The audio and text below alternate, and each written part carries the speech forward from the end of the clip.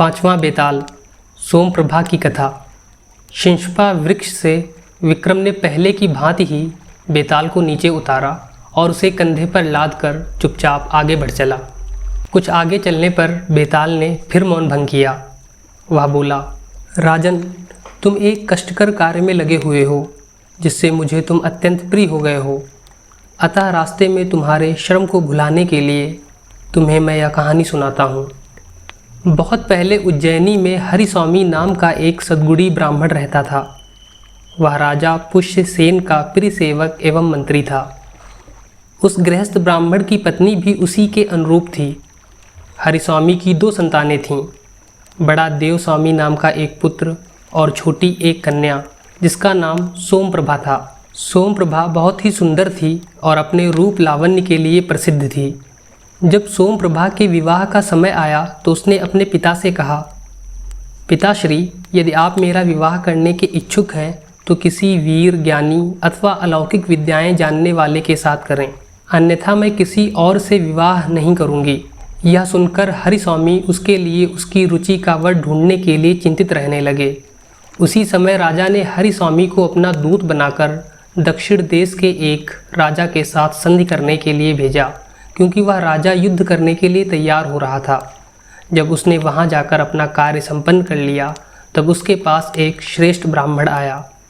उसने हरिस्वामी की कन्या के रूप लावण्य की बात सुन रखी थी। उसने अपने लिए उसकी कन्या की मांग की।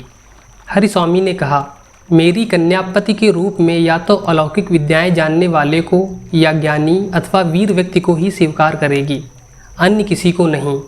अतः आप बतलाएं कि आप इनमें से कौन हैं। इस पर उस ब्राह्मण ने कहा, हे ब्राह्मण श्रेष्ठ, मैं अलौकिक विद्याओं का ज्ञाता हूँ। हरिस्वामी ने तब उससे अपनी विद्या का कुछ चमत्कार दिखलाने को कहा। उस ब्राह्मण ने अपनी विद्या के प्रभाव से तत्काल एक आकाशगामी रथ तैयार कर दिया। फिर उस ब्राह्मण ने हरिस्वामी को अपने उस मायावी रथ में बैठाया और उसे स्वर्ग आदि लोक दिखला लाया। इसके बाद संतुष्ट हुए हरिस्वामी को वह दक्षिण देश के राजा की उस सेना के पास लौटा लाया जहां वह अपने काम से आया था।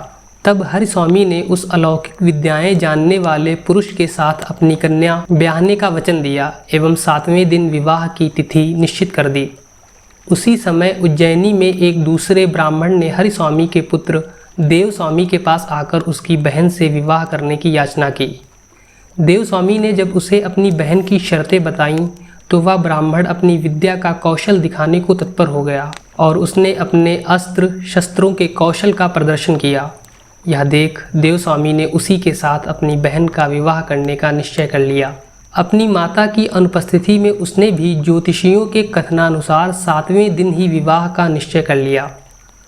उसी समय एक तीसरे व्यक्ति ने भी सोमप्रभा की माता के सम्मुख स्वयं को ज्ञानी बताते हुए उसकी बेटी से विवाह करने की याचना की।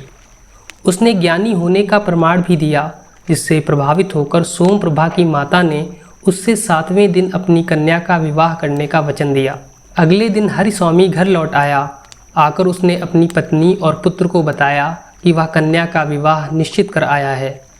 इस पर उन दोनों ने भी अलग अलग बतलाया कि उन्होंने क्या निश्चय किया है। उनकी बातें सुनकर हरिस्वामी चिंता में पड़ गया कि एक साथ 3 व्यक्तियों के साथ उसकी कन्या का विवाह कैसे होगा। अनंतर विवाह की निश्चित तिथि को ज्ञानी, वीर और अलौकिक विद्याएं जानने वाला ये तीनों ही वर हरिस्वामी के घर पहुँचे। इसी समय एक विचित्र बात हो गई। ब्राह्मण की कन्या सोमप्रभा, जो वधू बनने वाली थी, अचानक कहीं गायब हो गई। ढूंढने पर भी उसका कोई पता न चला। तब घबराए हुए हरिस्वामी ने ज्ञानी पुरुष से कहा, हे ज्ञानी, अब झटपट यह बताइए कि मेरी कन्या कहाँ है। यह सुनकर ज्ञानी ने अपने ज्ञान द्वारा पता करके उसे बतलाया, हे ब्राह्मण श्रेष्ठ, आपकी कन्या को धूमशिख नाम का एक राक्षस उठाकर विंध्याचल के वन में स्थित अपने घर में ले गया है। ज्ञानी द्वारा ऐसा बताए जाने पर हरिस्वामी भयभीत हो गया। वह बोला, हाय हाय, अब वह कैसे मिलेगी और उसका विवाह भी कैसे होगा। यह सुनकर अलौकिक विद्याएं जानने वाला युवक बोला, आप धैर्य रखें, ज्ञानी के कथनानुसार वह कहाँ ले जाई गई है, मैं अभी आपको वहाँ ले चलता हूँ। यह कहकर क्षण भर में ही उसने सभी अस्त्रों से सजा एक आकाशगामी यान बनाया और उस पर हरिस्वामी ज्ञानी तथा वीर को चढ़ाकर उन्हें विंध्याचल के उस वन में ले गया जहाँ ज्ञानी ने राक्षस का भवन बताया था। यह वृत्तांत जानकर राक्षस क्रोधित हो गया और वह गर्जना करता हुआ बाहर निकल आया। तब हरिस्वामी के कहने पर वह वीर पुरुष आगे बढ़कर उस राक्षस से लड़ने लगा। तरह तरह के अस्त्रों से लड़ने वाले उन दोनों मनुष्य और राक्षस का युद्ध बड़ा आश्चर्यजनक हुआ। अपनी भार्या के लिए जिस तरह राम रावण से लड़े थे वैसे ही ये दोनों भी लड़ने लगे। कुछ ही देर में उस वीर ने एक अर्धचंद्राकार बाण से युद्ध में मतवाले उस राक्षस का मस्तक काट गिराया। राक्षस के मारे जाने पर वे सभी अलौकिक विद्याएं जानने वाले ब्राह्मण के रथ से वापस लौट पड़े। हरिस्वामी के घर पहुंचकर विवाह का समय आने पर उस ज्ञानी वीर एवं अलौकिक विद्याएं जानने वाले के बीच झगड़ा पैदा हो गया। ज्ञानी ने कहा, यदि मैं न जानता कि सोमप्रभा कहाँ छिपाकर रखी गई है तो उसका पता कैसे चल पाता, इसलिए उसका विवाह मेरे साथ ही होना चाहिए। इस पर अलौकिक विद्याओं के ज्ञाता ने कहा, यदि मैं आकाशगामी रथ न बनाता तो पल भर में वहाँ आना जाना कैसे हो पाता।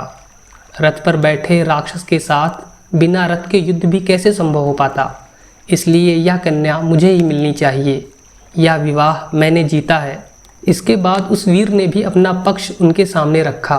वह बोला, यदि मैंने अपनी शक्ति से उस राक्षस का संहार न किया होता तो आप लोगों के प्रयत्न करने पर भी इस कन्या को कैसे वापस लाया जा सकता था। इसलिए इस कन्या पर तो मेरा ही अधिकार बनता है। यह कन्या मुझे ही मिलनी चाहिए। इस प्रकार उन तीनों का झगड़ा सुनकर हरिस्वामी का मन उद्भ्रांत हो गया और वह अपना सिर पकड़कर बैठ गया। इतनी कथा सुनाकर बेताल ने विक्रम से पूछा, राजन, अब तुम ही बताओ कि वह कन्या किसको मिलनी चाहिए, ज्ञानी को, वीर को अथवा अलौकिक विद्याएं जानने वाले उस व्यक्ति को।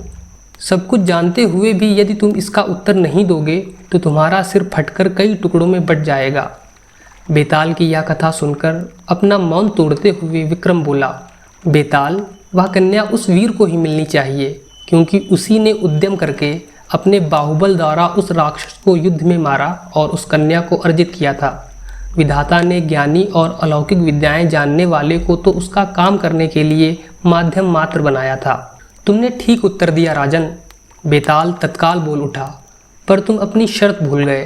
तुमने मौन भंग किया और शर्त के अनुसार मैं फिर स्वतंत्र हो गया। यह कहकर बेताल राजा के कंधे से उतरकर वापस उसी शिंशपा वृक्ष की ओर उड़ गया।